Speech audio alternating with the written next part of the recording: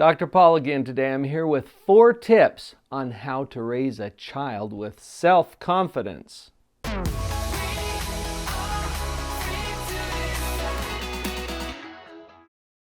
There's some clues here from the word itself, confidence. What does it mean? One of my colleagues pointed out, Paul, con man means confidence man. I hadn't really connected with that before, but think about it. If somebody can get your confidence, then they can persuade you to do whatever it is they're trying to get you to do, right? Confidence denotes trust. Trust in someone else if you have confidence in them. Well, what is self-confidence?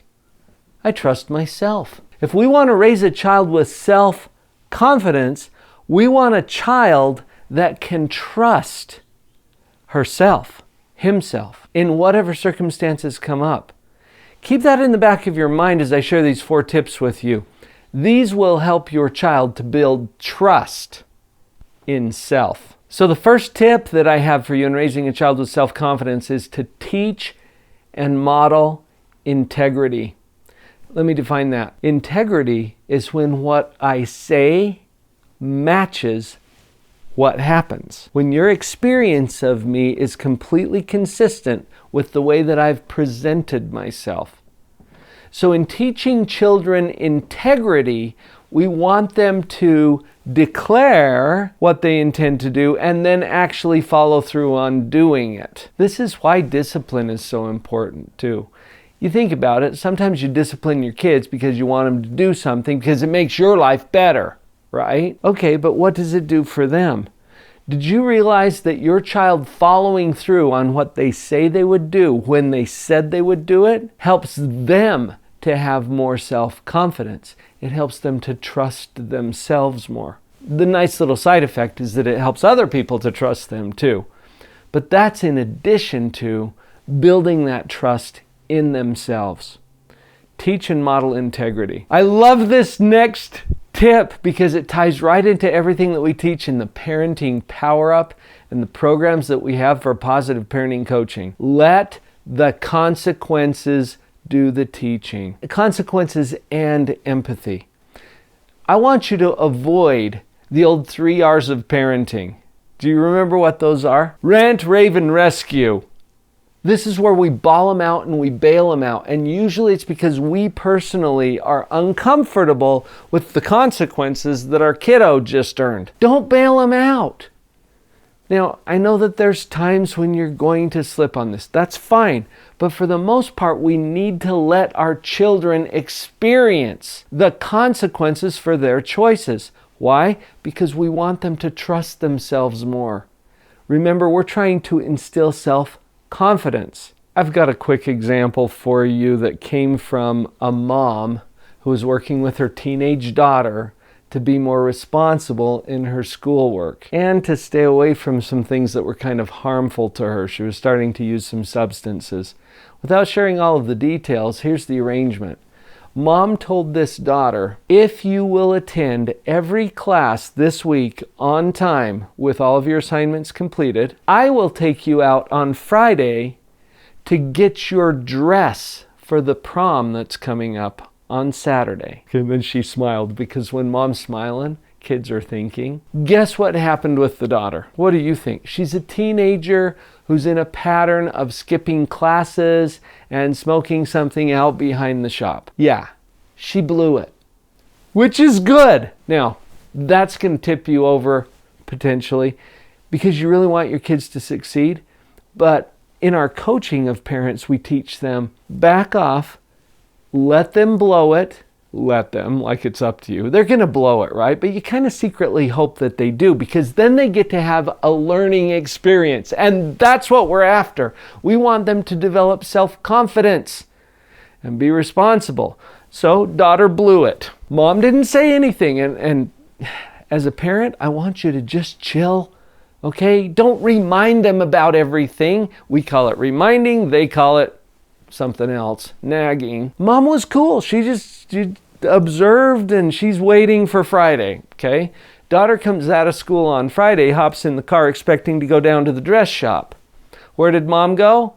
Home. Did daughter notice this? Oh yeah. Now, it would have been really easy for mom, after daughter said, "Mom, what about my dress?" Would have been really easy for mom to bawl her out and bail her out. I was so proud of her. She didn't. She didn't bawl her out and bail her out. And usually that sounds something like, well, next time you need to listen to me. Or if you would have just done what I asked you to do, now you've turned into this ranting, raving lunatic.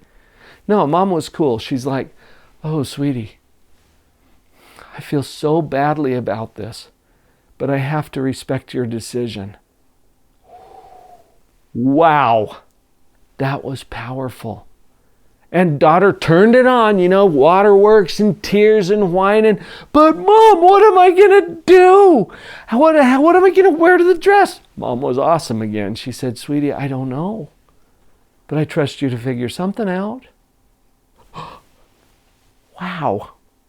Now, separate yourself for just a minute from the emotional impact of an event like this and see what kind of learning's happening in daughter's head. Mom's being cool, mom's smiling, mom is following through on the consequences and expressing empathy without bailing her out. What's going to happen the next time she has an agreement? The next time she tells mom, I'm going to be in class every day this week. Teaching integrity, we've got to get to where our words match how we show up in this world.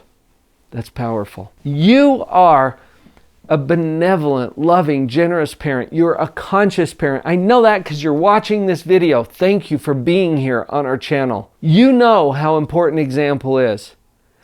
Tip number 3 for raising a child with self-esteem, you're going to model it. You're going to become an example of this.